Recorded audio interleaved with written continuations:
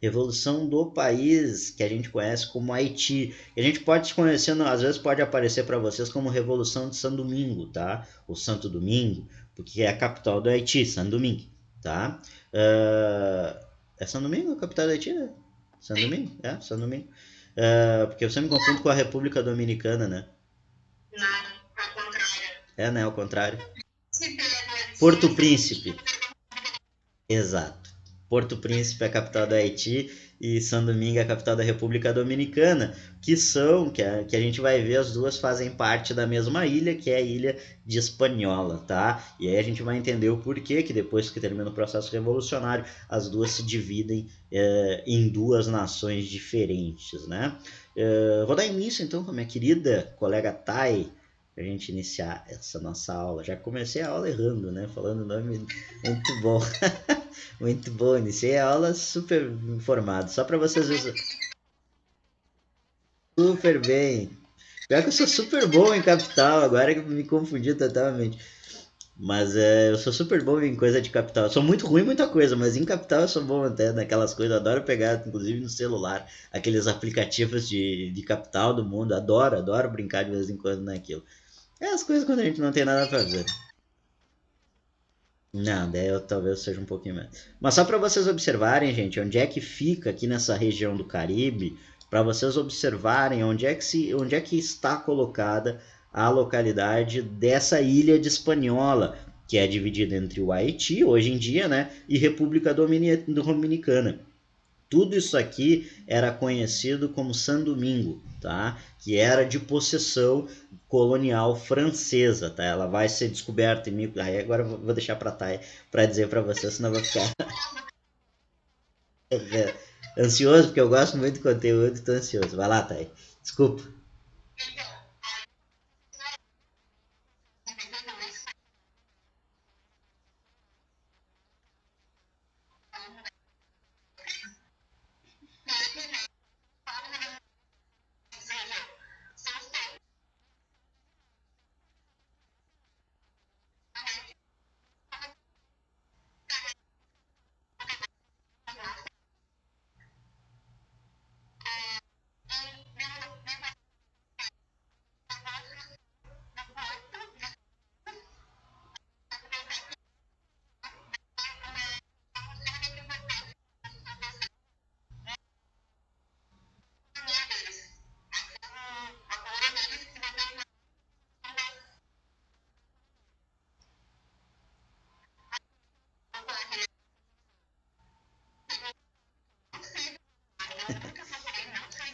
Espirra. Não, espirra e vai dar no mesmo.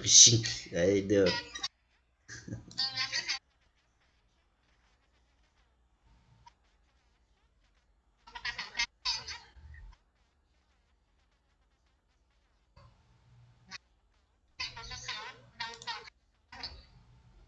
Que só para vocês observarem os taínos. Lembre-se dentro da aula que a gente trabalhou, gente, de a colonização da América Espanhola, que quando a gente trabalhou nesse primeiro momento de contato com os europeus na região do Caribe, essas populações originárias vão praticamente todas serem dizimadas, tá? Claro, existe ainda, existiu, mas aí era reduzido a uma quantidade muito baixa, tá? Principalmente por esses contatos, até porque essas populações, como estavam em ilhas, elas não podiam se expandir, fugir desse trabalho forçado escravizado. Lembrando que a escravidão até esse momento só vai ser em 1400, 1500, 1542 ser proibida dentro do Império Espanhol com as leis novas, tá? E aqui nesse momento é permitida a escravização de indígenas. E muito, por exemplo, da campanha do Bartolomeu de las Casas para condenar o trabalho escravizado dos indígenas vai ser pelos horrores que ele vai ver do trabalho escravizado e o morticínio, o genocídio que vai acontecer das populações indígenas do Caribe, principalmente. E dentro dessas populações indígenas, principalmente os taínos, tá? Aqui tá que tu tava falando, né, do Porto, que é um assentamento mais antigo que a gente tem em espanhol na América, tá, gente?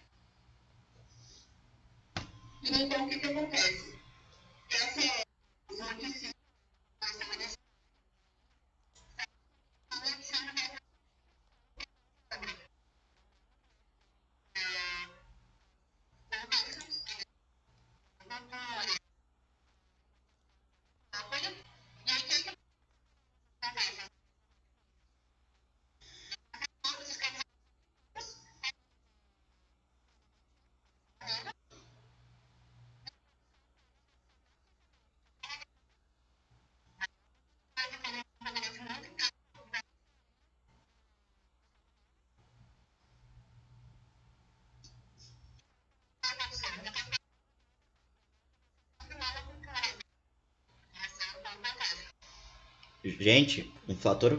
Olhem ali a quantidade: 40% da produção de açúcar do mundo em 1789 vinha do Haiti. É muito açúcar.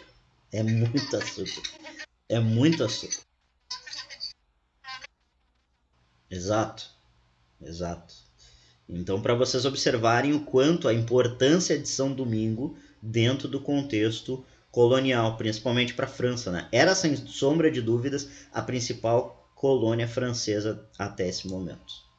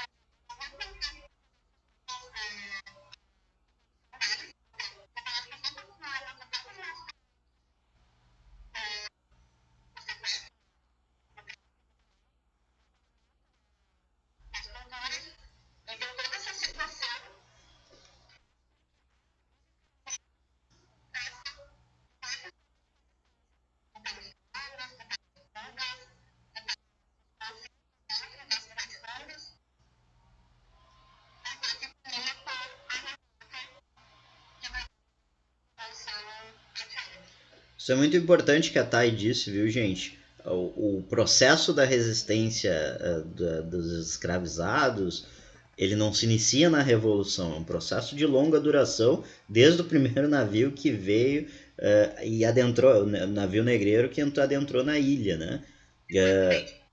Esse processo é de longa duração, de se manifesta de diversas formas e ela culmina num processo aí de ruptura total durante o processo da Revolução haitiana.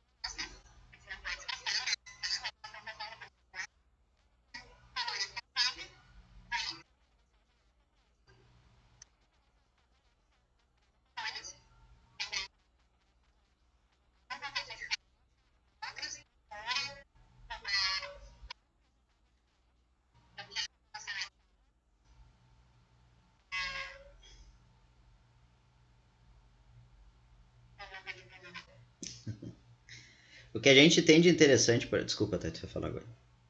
Não, o que a gente tem de interessante observar dos Estados Unidos e tanto desses ideais iluministas, gente, é que se a gente observar no primeiro impacto isso vai causar, vai ser para as elites.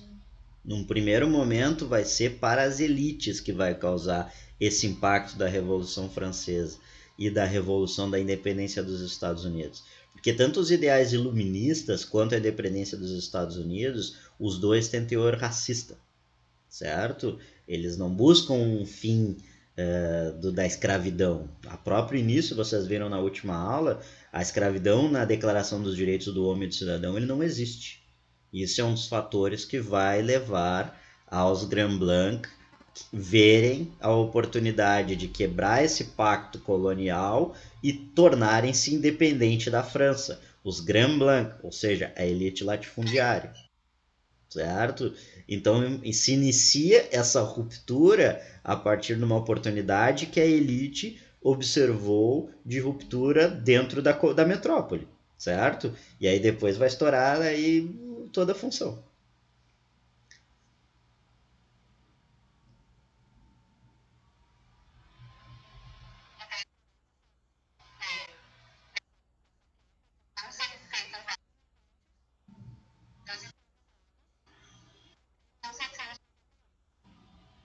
Isso. Aqui para vocês observarem esses todos levantes, as quebras, as rupturas que vão acontecer, tá? Porque daí o que acontece? O governador da ilha, que era um governador favorável à continuação da metrópole, digamos assim, ele se alia aos Petit Blanc para entrar em confronto com confronto, eu tô tão francês, em confronto com os Grand Blanc, certo? Então se junta, dá uma abertura, uma possibilidade de ascensão social para essas populações historicamente oprimidas. Só que daí, gente, como eu falei para depois para vocês, todo processo de ruptura, a tendência é que se popularize cada vez mais, certo? Porque as camadas mais subalternizadas, vendo que o status quo está se rompendo, elas observam ali uma possibilidade de ascensão social. E não só os petit blancs, mas principalmente os escravizados também. E aí, dentro desse contexto, a Declaração do Direito do Homem e dos Cidadãos, dentro da Assembleia Nacional da França, em 1789, que vocês viram comigo e com a Roberta na aula passada, ela não vai dissuadir o processo da escravidão. E isso, para esses petit blancs, vai ser um absurdo, um crime. Eles vão sentir, inclusive, fora dentro desse processo revolucionário. E é nesse momento que existe a aliança entre os escravizados e os petit blancs, que são os mulatos e os libertos, grande parte deles também negros. Tá? Além disso, a gente vai ter uma ancestral resistência que a gente tinha comentado para vocês anteriormente, que existia desde o início do processo da intervenção escravocrata dentro da ilha, desse rapto e da diáspora africana. Grande parte dessas revoltas iniciam de forma de guerrilhas, os chamados cimarrones, tá? Que era uma organização muito semelhante ao que a gente tem no Brasil aos quilombos, tá? De escravizados fugidos que se libertam, né, da opressão da escravidão, e a partir disso iniciam lutas de guerrilhas dentro do interior. Lembrando que o Haiti é uma terra extremamente montanhosa e cheia de pântanos, então há uma possibilidade, inclusive, de utilização do meio ambiente como forma de defesa de luta, que é o que essas populações cimarrones vão fazer. E um fator extremamente interessante, eu acho genial isso que acontece dentro da cultura da Revolução Haitiana, é que ela vai ter extrema influência dos cultos da religião do voodoo. Vocês já ouviram falar do voodoo? A religião? Alguma vez na vida de vocês?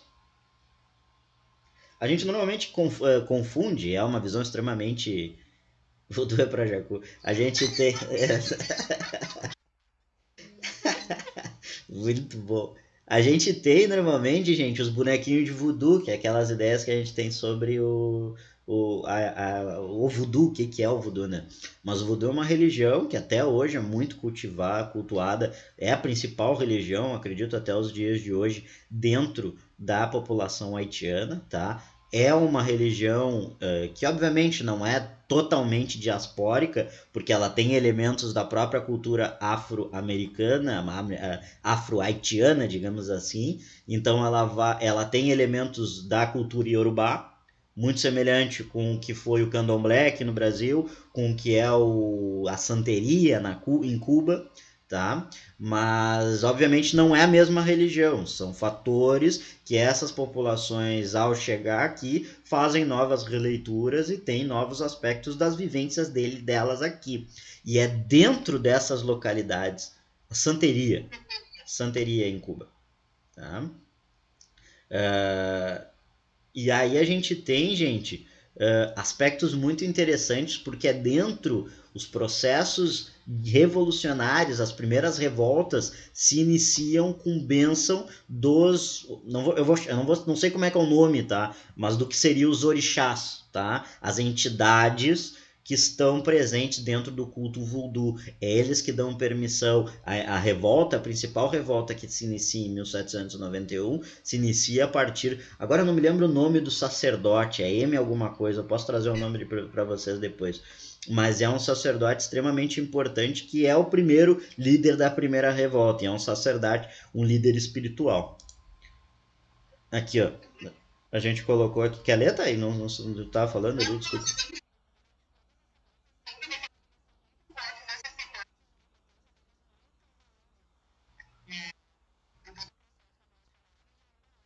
Totalmente, totalmente. O voodoo ainda, tá?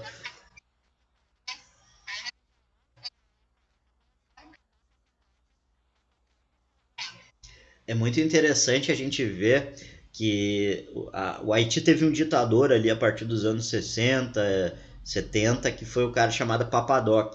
E o Papadoc se autodefinia, ele é popularmente conhecido como Papadoc, né, porque ele era um doutor e coisa e tal. E depois teve o Baby Doc, que foi o filho dele que foi o filho dele que tomou o poder depois que ele faleceu. Mas o Papadoc se utilizava de elementos da religião voodoo para manter o seu cargo no poder, que era um cargo vitalício, ele ficou muitos anos dentro do poder. E é muito interessante a gente observar como no próprio na história contemporânea do Haiti, esses elementos do voodoo ainda reforçam o poder político, se mescla essa ideia, né, de poder político e espiritual dentro do país. Muito interessante.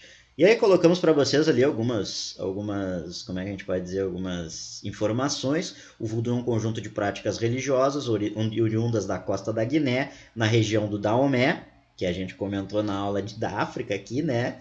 Seus espertinhos. Se lembra que a gente falou sobre o Daomé, sobretudo em etnias como Yorubá, Yorubás, Bakongos. Devido ao processo da diáspora africana, sofre diversas releituras a partir da incorporações de elementos religiosos taínos, ou seja, indígenas, e também católicos aos seus rituais, que resultará no voodoo haitiano, ou também conhecido lá no meu fantástico francês, que nem é francês isso aqui na religião, acho que como é que é o nome da religião? Da Creole, Creole, Creole, Creole, que é a língua que se fala no Haiti além do francês, né? Uma língua nativa, podendo. É difícil a gente falar essa palavra nativa, né? Mas é uma língua oriunda do Haiti, específica, criada lá no Haiti. Esse processo de reinterpretação de ritos religiosos africanos na América aparece em diversos territórios, como a Santeria em Cumba e Candomblé no Brasil, tá, gente? A prática do voodoo teve participação fundamental no processo. E quando a gente fala fundamental, é porque foi fundamental mesmo, tá? Dentro do processo da. Por isso que a gente está perdendo tanto tempo. Não perdendo, a gente está se focando tanto nisso para vocês entenderem que dentro desse processo político há uma influência violenta violenta não no modo de falar, mas violenta de importância, tá? Dentro desse processo.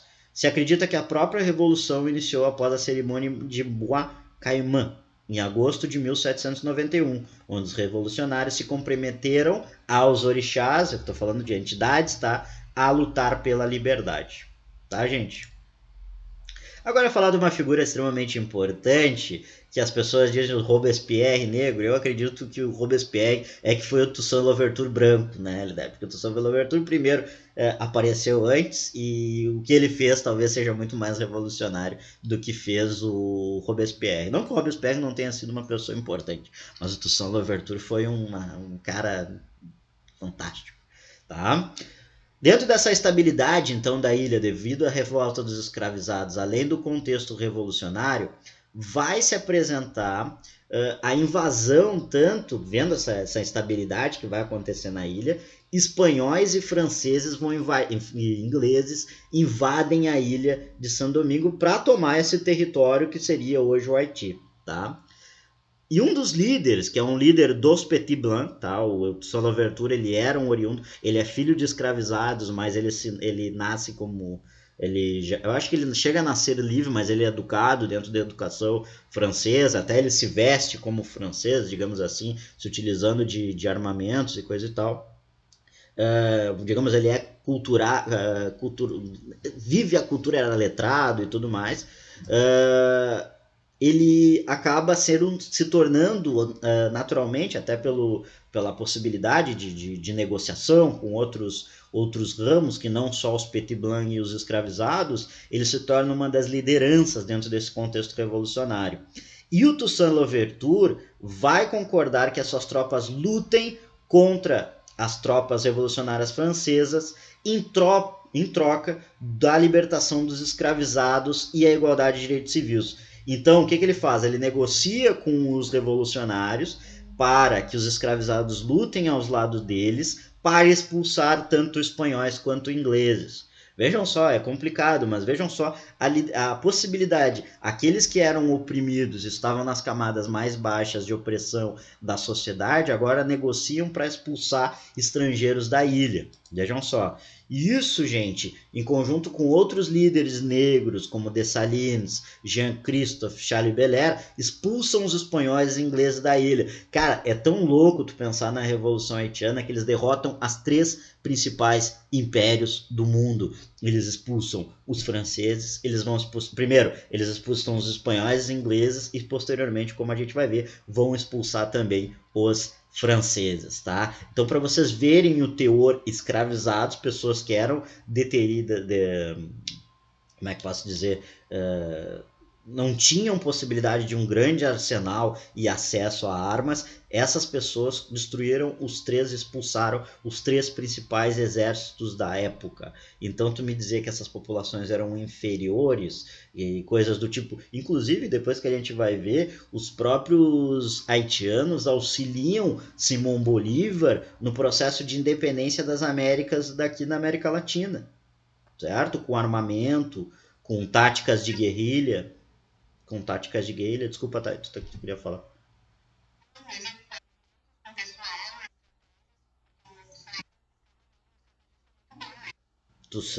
Todo do Haiti vai se formar como uma grande potência bélica nesse momento. A gente vai ver o porquê depois acontece a empobrecimento, digamos assim, do Haiti. E aí, já na condição de governador da colônia, Toussaint enfrenta um conflito interno, pois a posição destacada dos ex-escravizados germinou a insatisfação entre os mulatos, que iniciam tentativas de sublevação contra o governo central, mas são derrotados rapidamente pelas tropas oficiais. Então, os mulatos queriam adentrar como os superiores dentro dos governos, iniciam processos revoltosos, mas mesmo assim não conseguem. O Toussaint também barra esse processo. E assim, em 1801, Toussaint vai ser o grande pensador, não só ele, tá, mas vários, da primeira Constituição de São Domingo, tá? Que vai dar liberdade, por exemplo, a abolição da escravidão, a igualdade jurídica entre o conjunto da população e o reconhecimento do catolicismo como religião oficial, ainda com elementos, vejam, ainda com elementos bastante europeizados, podemos dizer assim. Esse é um dos fatores que a gente vai ver que vai ser uma das oposições que vai ter contra o Toussaint. Aí falando aqui um pouco do Toussaint, eu tô olhando o horário ali porque eu não quero me perder pra gente poder ver tudo, pelo menos dos mas é às 10 para as 8 que a gente termina, né? É por isso que eu tô. É às 10 para as 8, né? Tá, então vamos lá. Após o golpe do 18 de Brumário e a ascensão de Napoleão Bonaparte, uma das principais, já dando spoiler da aula seguinte, uma das principais atitudes do Napoleão Bonaparte vai ser enviar um grande contingente de franceses, comandados pelo um dos principais, talvez o principal general de Napoleão, que é o Leclerc, para lutar no Haiti. Então vejam, gurizada, além de tudo, de derrotar ingleses e espanhóis, eles derrotam Napoleão. Sim, eles vão derrotar Napoleão Bonaparte, coisa que grande parte da Europa não conseguiu fazer. Grande parte do que os europeus não conseguiu fazer. O Toussaint, gente, ele vai para a França, mas é preso dentro do processo revolucionário. Ele vai para participar da Constituição, dentro da Assembleia da França, tá? Da Assembleia Nacional da França. E ele vai ser preso como traidor e vai morrer em cárcere, ele morre na prisão. E para expulsar esses invasores franceses, vai unir tropa de negros e mulatos, comandado principalmente pelo general Dessalines, que era um dos principais aliados do Toussaint Louverture, e vão resultar na expulsão das tropas francesas em 1803, tá, gente? E finalmente, em 1804, a gente tem digamos assim, a oficial declaração de independência de São Domingo, que vai ser alterado o nome para Haiti, em referência ao nome que os indígenas taínos davam a essa região que quer dizer Terra das Montanhas. Por isso que eu digo para vocês que o relevo haitiano é extremamente montanhoso, tá? Aqui a questão dos Dessalines, aqui sobre a batalha. E o panorama pós-independência, tá, gente? Que talvez fique o mais complicado para a gente observar. Gente, mas pô, o Haiti tem essa história maravilhosa. Como é que o Haiti hoje, a gente pode dizer que é o país que tem o menor IDH dentro do contexto da América Latina? Por que vocês acham isso? O que vocês o que vocês acham? Isso é importante para vocês. O que vocês já ouviram do Haiti? Normalmente é desgraça, um povo muito atrasado, muita pobreza, a galera que por causa do terremoto, inclusive tem uma questão sobre isso, que é uma questão criminosa que fizeram, é uma questão mais absurda que já fizeram na hora, mas eu coloquei para vocês. Vocês talvez é uma questão ridícula que fizeram na Orix. Ela é uma questão boa até tu saber, até eles botarem as alternativas. Que tem um pega-ratão ali que é uma canalice sem vergonha. Mas tirando isso, gente, minha revolta contra essa questão da URGS ali. Talvez sobrar um tempo em algum momento a gente pode fazer junto. Mas me falem, qual é a visão que vocês têm? A gente tem muitos haitianos em Porto Alegre, inclusive. Não sei se vocês já tiveram a oportunidade de conversar. Pessoas maravilhosas, inclusive. Eu já tive a oportunidade de trocar uma ideia. A gente normalmente vê o Haiti sempre com essa visão de um país inferiorizado e coisa e tal, e com uma história tão rica. Sim, tem paisagem linda, tudo mais. Muitos na minha cidade também. É, Jéssica, em todo o Rio Grande do Sul a gente tem uma. Quando eu tava morando no Chile, sabe que no Chile tinha muito haitiano também. Tinha uma população bem grande de haitianos lá no Chile. Mas, gente, isso é um processo que a gente tem disso, que aquele livro que eu comentei com vocês diz, desse processo de silenciamento histórico do Haiti. Por quê? O Haiti, quando acontece a independência, o Haiti sofre um embargo econômico horrível. Ninguém era autorizado a comercializar com o Haiti. E esse é um dos grandes fatores que leva o Haiti a ter uma pobreza extrema nos dias de hoje. Porque o Haiti fica impossibilitado desculpa, Thay. Isso,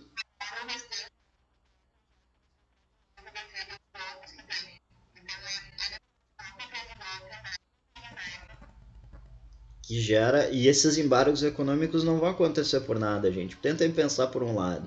Se eles colocam como autorizado uma república de ex-escravizados ter o poder, quer dizer que em todos os países escravocratas, e aqui vamos colocar um país que a gente tem bastante conhecimento, que é o Brasil nessa época, imagina o que ia acontecer se vai arrumar e quebrar todos os status quo dessas sociedades escravocratas, tanto o Brasil como também, Cuba vai acontecer depois do processo revolucionário. O que aconteceu de uma certa maneira com a Venezuela, não quer dizer que eu concorde com a política, sobretudo agora do Maduro, mas a gente tem que entender que sofrem embargos políticos, que vai acontecer muito provavelmente com o Peru, se o presidente do Peru tomar o poder e não tomar um golpe, o que ocorreu com o Evo Morales, o que normalmente acontece quando governos mais populares e representativos, digamos assim, tomam o poder em cada localidade, ele sofre um bloqueio internacional. Mas aqui, nesse processo específico, é um bloqueio racial. Ele é um embargo econômico, mas é um bloqueio racial. Tá? É um aspecto racista que existe aqui das potências, muito grande parte europeias, mas também as colonizadas como o Brasil e também os Estados Unidos. Tá? É... Teve várias. Teve várias. Uma pesada indenização. Uhum. Aqui o que a gente. Todos. Sim, Pedro, Papadoc. Teve o Papadoc, mas agora, pouco tempo atrás, também teve outros. É sucessivo, elementos sucessivos que ele vai ter de golpes, um sistema político, eleitoral extremamente frágil. É muito complicada a situação do Haiti até os dias de hoje. E aqui que a gente colocou, né, gente? Não há reconhecimento da independência do país pelas outras nações, Pelo contrário, ocorre uma série de sanções econômicas internacionais ao Haiti. Aqui a questão da multa que a gente colocou, que a TAI colocou aqui, um pagamento extremamente absurdo e que praticamente faliu o tesouro haitiano. A Revolução Haitiana influencia diversas revoltas de escravizados por todo o continente americano, inclusive aqui no Brasil. A gente deu a revolta dos malês, inclusive, como a principal aqui no Brasil, que vai se basear nesses aspectos. Sempre houve um medo que qualquer revolta de escravizados se tornasse o país ou a localidade como um novo Haiti. Isso eles falavam, estava nos jornais, tá, gente? Sempre quando tem revolta de escravizados, tanto na colônia quanto depois no Império, vai se ter essa preocupação de que o Brasil se tornasse um novo Haiti.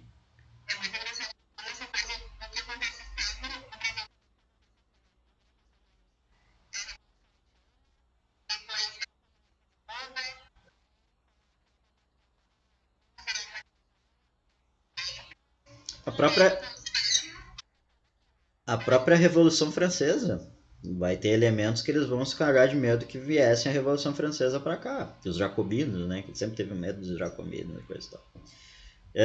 Devido aos históricos dos conflitos, o Haiti formou um exército nacional extremamente bem preparado e que auxiliou fortemente, gente, dentro do processo revolucionário das independências latino-americanas, tá? E aqui, ó, essa frase é muito interessante, que é do artigo do Matheus Gomes, que está no material de apoio para vocês lerem depois. Como bem disse o Uruguai, Matheus Gomes foi nosso colega de faculdade também, né, Thay? Que hoje é o vereador de Porto Alegre aqui, que também fez essa palestra. É? Bacana, era bacana. Grande querido colega. Como bem disse o uruguaio Eduardo Galeano, a tremenda sova dada pelos escravizados nos colonizadores jamais foi perdoada pelos europeus. E é a história do assédio contra o Haiti. É também uma história do racismo na civilização ocidental. Isso é evidente. Mas relembrar a resistência de negras e negros haitianos é reacender a chama da esperança na potência desse povo e apostar que a consciência preservada historicamente ajudará a germinar novas lideranças, novos projetos e impulsionar a rebeldia. Viva a luta pela autodeterminação do Haiti. Então terminamos com essa frase, gente. Aqui tem os exercícios, tá? E acho que eu coloquei, deixa eu só botar aqui, o material do apoio. Esse documentário é muito bom, a história oculta do Haiti vale muito a pena. E o artigo que eu tinha comentado para vocês, Haiti, 214 anos de uma revolução negra triunfante. E eu vou colocar para vocês também, para vocês observarem, tanto eu quanto a Thay, o link da palestra que a gente teve ano passado com o Matheus e com a Larissa. Foi muito bacana, alguns de vocês tiveram a oportunidade de ver, então recomendo demais. Ai, gente, pensei que não ia dar pra gente conseguir. Desculpa falar, desculpa falar correndo, é que, um período é foda pra dar matéria. De história é muito foda. A gente é muito palestrinha pra um período. É demais pra nós. Tá, gente, vamos lá antes que os prof comam o nosso fígado vivo. Tá? Beijo pra vocês. Sexta tem o sextou da história, hein? Bombando. Eu de novo, eu e a prof. Roberto. Tá? Hoje tive acompanhado da minha querida Profitai, tá? Um beijo para vocês. Ficou alguma dúvida? Desculpa, eu nem perguntei se ficou alguma dúvida. Falei tão correndo. Essa aula de um período é uma merda.